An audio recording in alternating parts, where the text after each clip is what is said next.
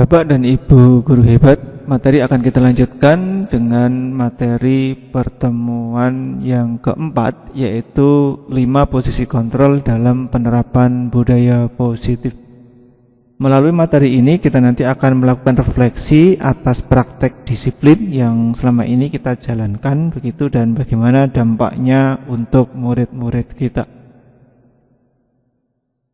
Untuk mengawali materi ini kita akan belajar dari satu studi kasus begitu. Dari studi kasus seperti yang tampak di layar, di sini ada sebuah narasi seorang guru yaitu Bu Sinta. Beliau adalah wali kelas 1A di SD Merdeka. Bu Sinta ini sedang bingung menghadapi ulah danu salah satu murid di kelasnya. Beberapa anak di kelas 1A tersebut telah datang pada Bu Sinta dan mengeluhkan sikap danu yang seringkali meminta bekal makan siang mereka dengan paksa. Jika Anda menghadapi situasi seperti Ibu Sinta, apa yang akan Anda lakukan?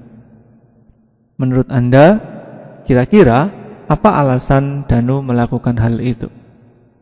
Baik, Bapak Ibu, kami persilakan untuk bisa menuliskan tanggapannya di kolom komentar video ini. Apa yang akan Bapak Ibu lakukan jika berada di situasi seperti yang dihadapi oleh Ibu Sinta ini, dan menurut Bapak Ibu, kira-kira apa alasan danu melakukan hal itu?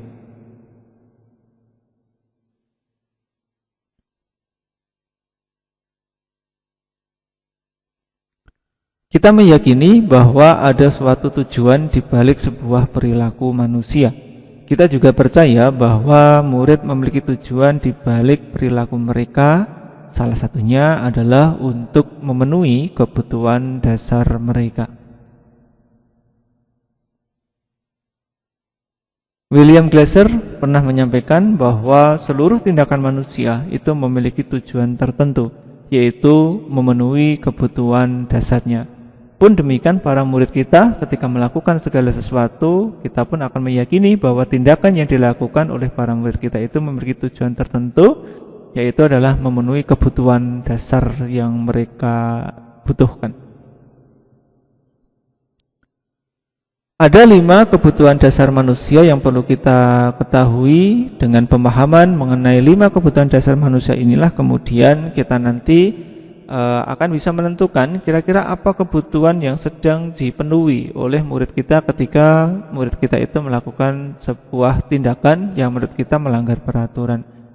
5 kebutuhan dasar manusia itu, yang pertama adalah kebutuhan bertahan hidup, yang kedua adalah kebutuhan kasih sayang dan rasa diterima, kemudian yang ketiga adalah kebutuhan penguasaan, yang keempat adalah kebutuhan kebebasan, dan yang kelima adalah kebutuhan kesenangan.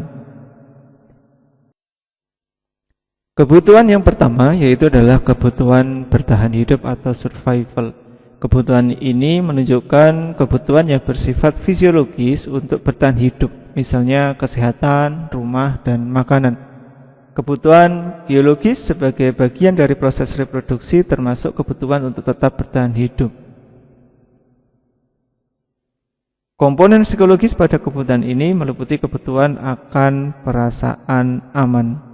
Dalam kasus tersebut di atas, apabila jawaban siswa ketika ditanya adalah karena ia lapar dan orang tuanya tidak membawakannya bekal makan siang, maka kebutuhan dasar yang sedang dipenuhi adalah kebutuhan untuk bertahan hidup atau survival. Kebutuhan yang kedua adalah kebutuhan kasih sayang dan rasa diterima atau kebutuhan untuk bisa diterima. Kebutuhan ini dan 3 kebutuhan berikutnya adalah kebutuhan yang bersifat psikologis. Kebutuhan untuk disayangi dan diterima meliputi kebutuhan akan hubungan dan koneksi sosial, kebutuhan untuk memberi dan menerima kasih sayang, dan juga kebutuhan untuk merasa menjadi bagian dari suatu kelompok.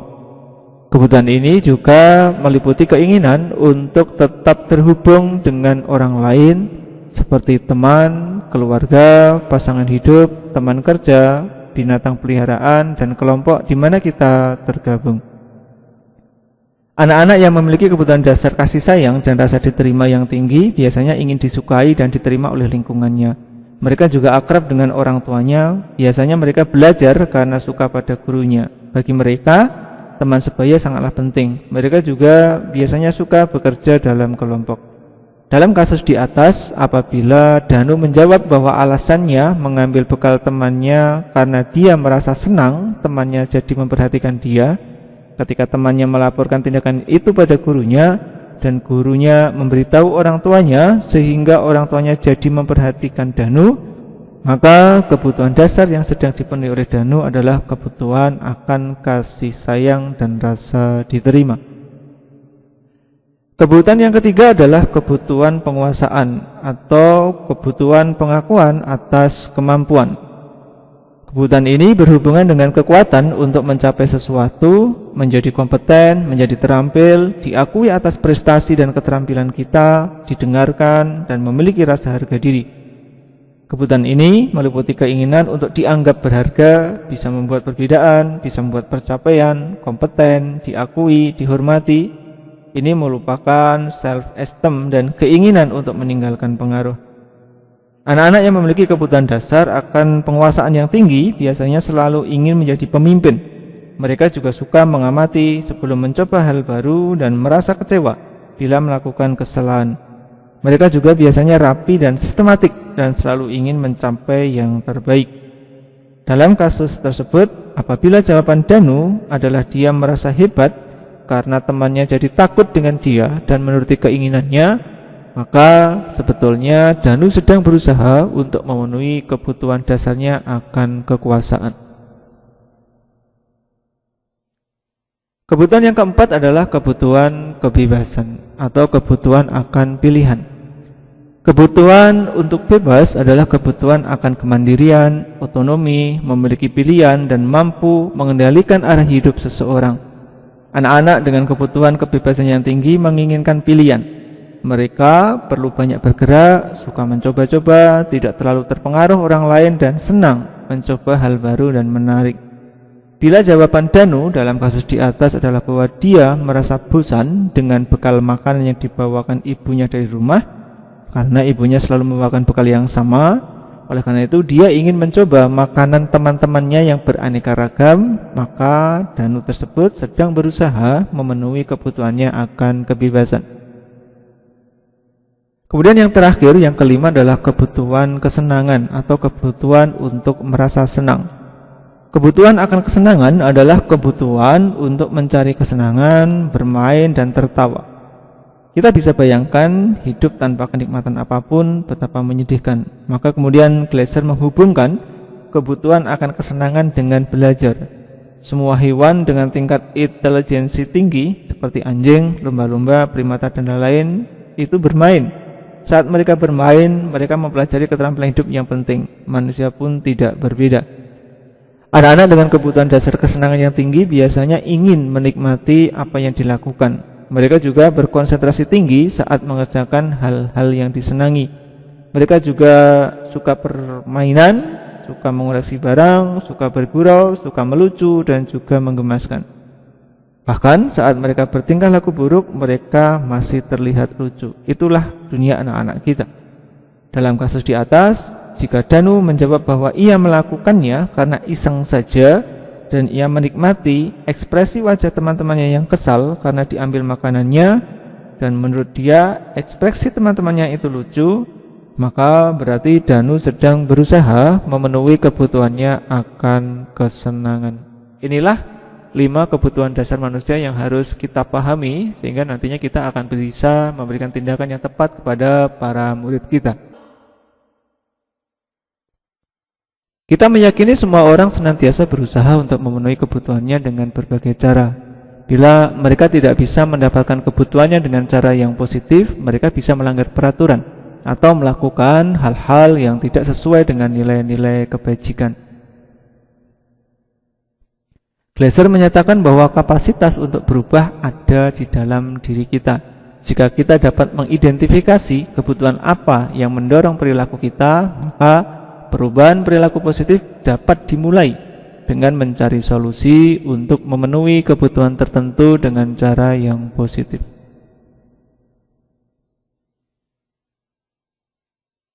Ketika berbicara tentang 5 posisi kontrol, Diana Goshen menyampaikan 5 posisi kontrol suatu program disiplin positif yang berpusat pada murid yang dikembangkan oleh Diane Goshen dengan pendekatan restitusi.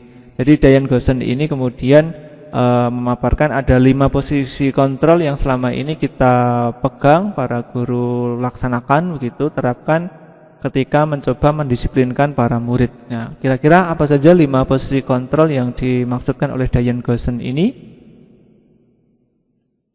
5 posisi kontrol yang dimaksud, yang pertama adalah posisi penghukum, yang kedua adalah posisi pembuat rasa bersalah, yang ketiga adalah posisi teman, yang keempat posisi pemantau, dan yang kelima adalah posisi manajer. Apa perbedaan dari 5 posisi kontrol ini? Kita akan lihat perbedaan 5 posisi kontrol tersebut berdasarkan bagaimana cara seorang guru berbicara dengan para muridnya. Kita akan mulai dari studi kasus Budi yang terlambat hadir di sekolah. Bagaimana kira-kira penerapan dari 5 posisi kontrol terhadap kasus yang sama, yaitu kasus Budi terlambat hadir di sekolah. Di posisi yang pertama, posisi penghukum, kira-kira gambaran dari seorang guru yang menerapkan posisi penghukum seperti yang ditunjukkan pada layar. Silakan dibaca dengan seksama.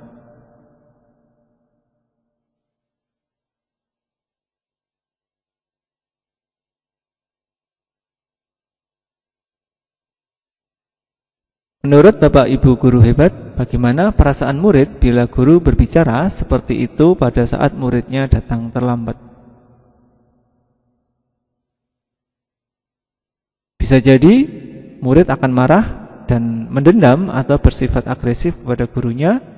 Bisa jadi juga sesudah kembali duduk, murid tersebut akan mencoret-coret bukunya atau meja tulisnya sebagai bentuk kekesalan dia terhadap gurunya. Atau lebih buruk lagi, sepulang sekolah bisa jadi murid akan melihat motor atau mobil Bapak Ibu guru tersebut dan akan menggores kendaraan tersebut dengan paku ataupun benda tajam lainnya. Inilah gambaran bagaimana ketika seorang murid mendapatkan perlakuan di posisi kontrol guru sebagai seorang penghukum. Kita bandingkan dengan posisi kontrol yang kedua, yaitu adalah posisi pembuat merasa bersalah. Seperti apa sikap dan gaya bicara seorang guru di posisi pembuat merasa bersalah? Silakan disimak, dicermati seperti yang ditunjukkan pada layar.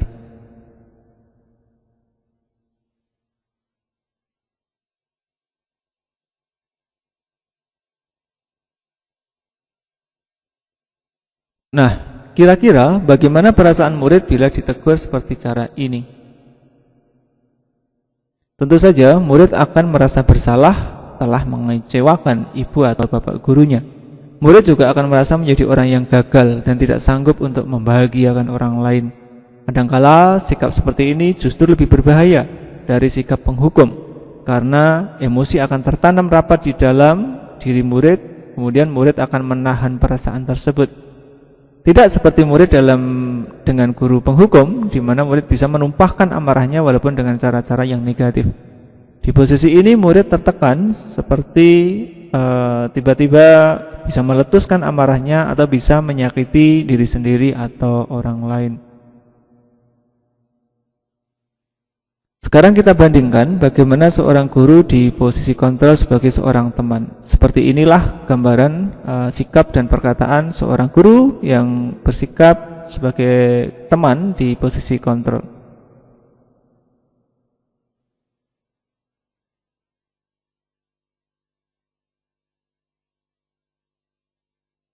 Menurut Bapak Ibu guru, bagaimana perasaan murid dengan sikap guru seperti ini?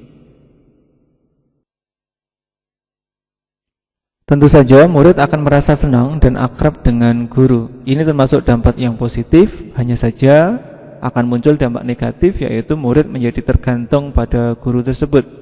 Bila ada masalah, murid akan merasa bisa mengandalkan guru tersebut untuk membantunya.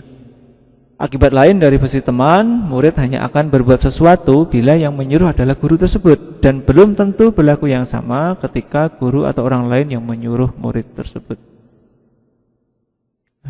Kita bandingkan dengan posisi kontrol yang keempat, yaitu posisi pemantau. Seperti apa gambaran dan ucapan yang disampaikan oleh guru di posisi pemantau? Silakan simak percakapan yang ditunjukkan pada layar.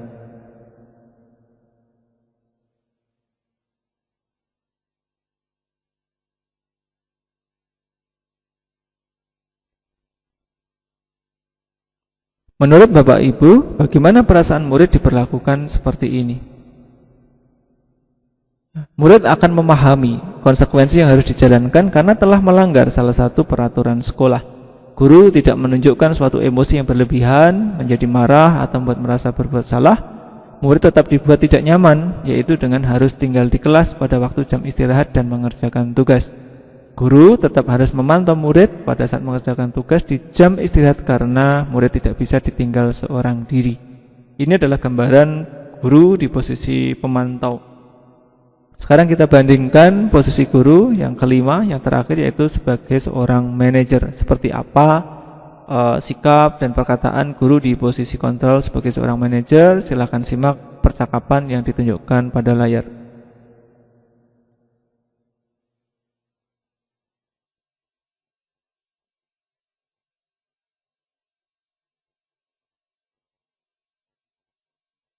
Nah, kira-kira bagaimana perasaan murid diperlakukan seperti ini? Nah, pada posisi manajer, maka suara guru itu sebaiknya tulus. Biasanya guru akan berbicara dengan tulus, tidak perlu marah, tidak perlu meninggikan suara, apalagi menunjuk-nunjuk jari ke murid, berkacak pinggang, atau bersikap seolah-olah menyesal. Tampak sedih sekali akan perbuatan murid, ataupun bersenda gurau menempatkan diri sebagai teman murid. Di posisi manajer ini, guru fokus pada murid bukan untuk membahagiakan guru atau orang tua. Guru akan mengembalikan tanggung jawab pada murid untuk mencari jalan keluar permasalahannya. Sekali lagi, di posisi kontrol ini, guru akan mencari jalan keluar bagi murid untuk bisa keluar dari permasalahannya, tentu dengan bimbingan guru. Nah, kira-kira dari 5 posisi kontrol tersebut, posisi kontrol apa yang akan Anda gunakan untuk mengatasi permasalahan murid? Silakan tuliskan di kolom komentar video ini. Semoga bermanfaat.